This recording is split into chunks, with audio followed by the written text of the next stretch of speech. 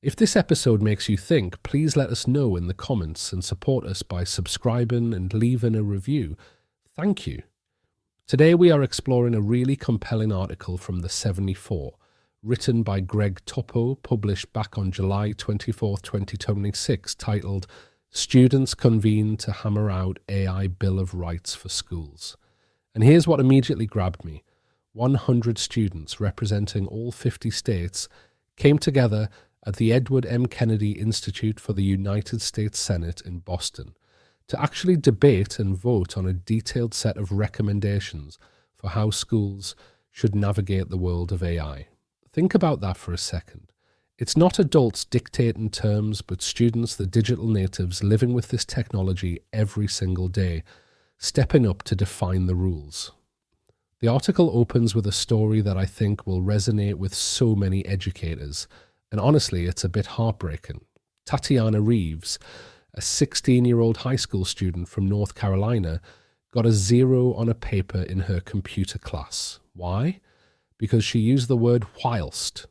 Her teacher immediately accused her of using AI, giving her a 0 for the assignment, even though Tatiana says it's just how she talks. Can you imagine that tension? That immediate mistrust?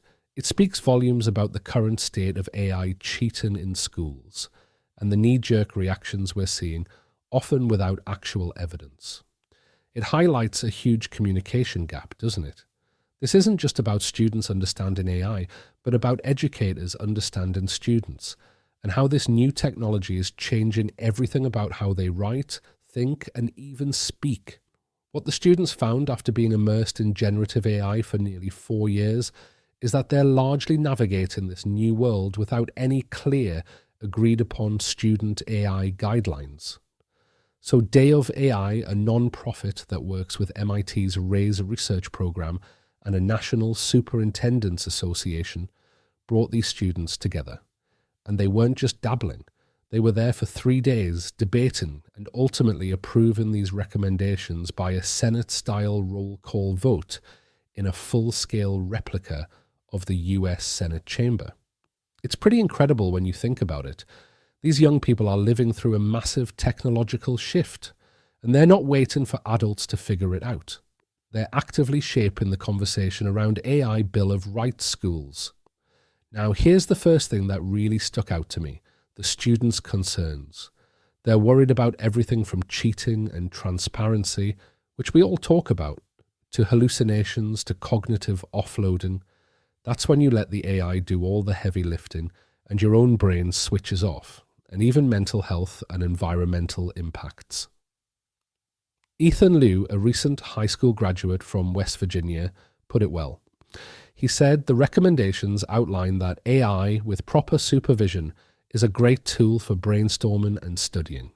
He'd used ChatGPT to create practice problems for tests, which is a fantastic application of the human-in-the-loop principle. He's using it to enhance his learning, not replace it. But he also drew a clear line, saying that using AI to answer test questions or generate art is a bridge too far. This is about teaching students not to outsmart machines, but to outthink them. And for the most part, they get it. The students are arguing that AI literacy for educators.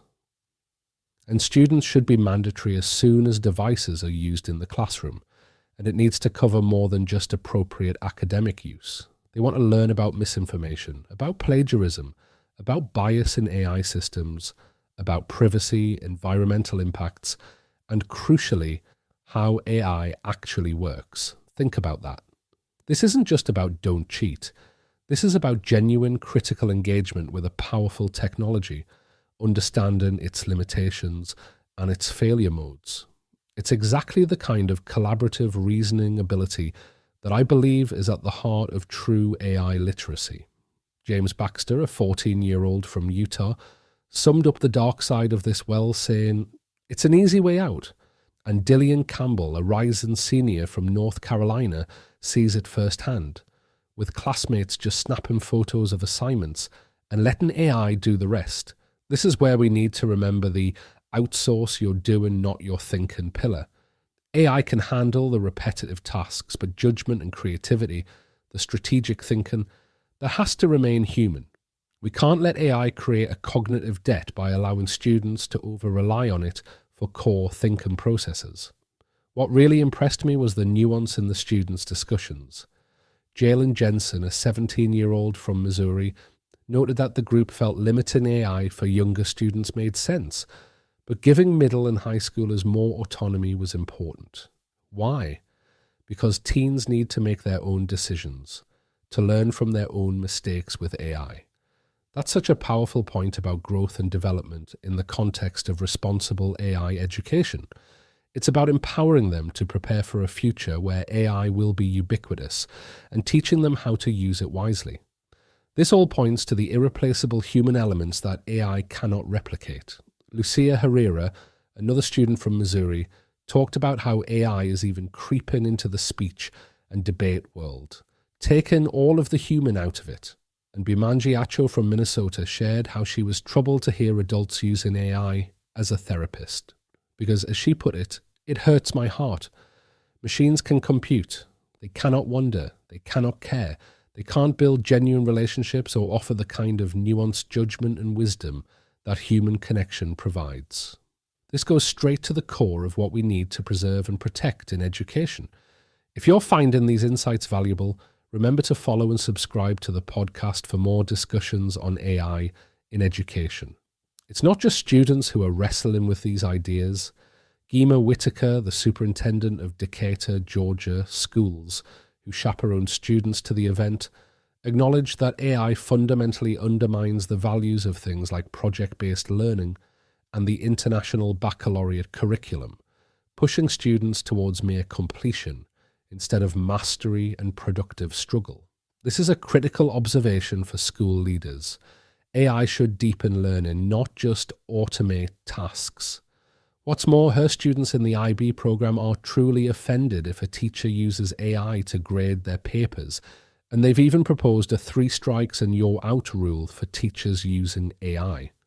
That's a fantastic example of students holding educators accountable, and it highlights how essential AI literacy for educators really is. It's not just for kids. Cynthia Brazel, who directs MIT's RAISE research program, stressed that AI literacy for teachers is no longer optional.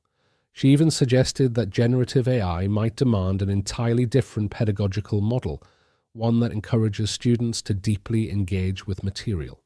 And she invoked the legendary MIT computer scientist Seymour Papert, who popularized the term hard fun. Remember hard fun? It's that productive struggle, that embrace of difficulty that is so crucial for deep learning. Papert believed children should be encouraged to build things and tackle challenges, not shun or outsource them. This connects so beautifully to our core belief in process and productive struggle that learning truly happens in the work, not just in the outcomes. We need to design learning that cannot be faked because it demands depth, care, and imagination. Chase Johnson, a rising junior from Alaska, is a great example of the student experience. He uses AI a lot in his personal life, showing off 10 different AI apps on his phone to explore different possibilities, even developing a business with it. Yet in his high school, generative AI is largely banned because of AI cheating in schools. He suggests that teachers need to adapt their assignments. Instead of essays easily outsourced to a bot, he says, teachers should assign research projects that require students to present their findings in front of a class. You can't cheat your way out of that, he says. This is a brilliant student perspective on assessment redesign, moving from just a product to incorporating process and performance. It asks us to consider, can AI complete this without the student's unique context, perspective, or judgment? That's cognitive stretch.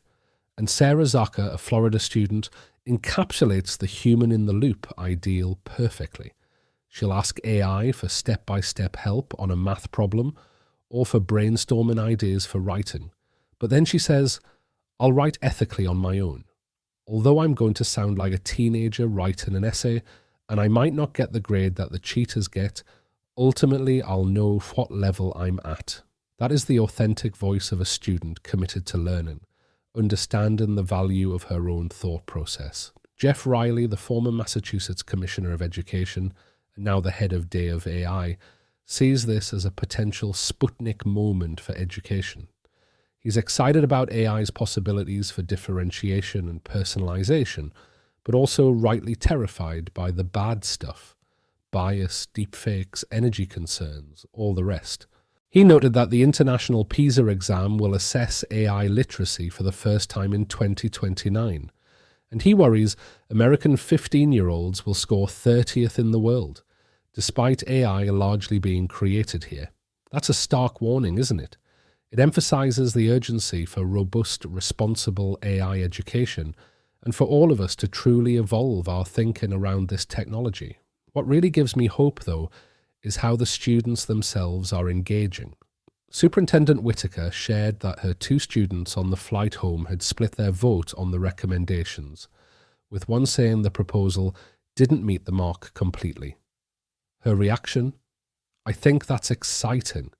What excites me is that our children are wrestling just like we are, and that level of inquiry as a superintendent is what you want to see in students every single day." That's exactly right. The real value is not in what the machine produces, but in how the student responds, how they wrestle, how they question. Empowering student voices to shape the future of AI in schools isn't just a good idea. It's absolutely essential for thoughtful, human-centered integration. That's all for today. Thanks for listening.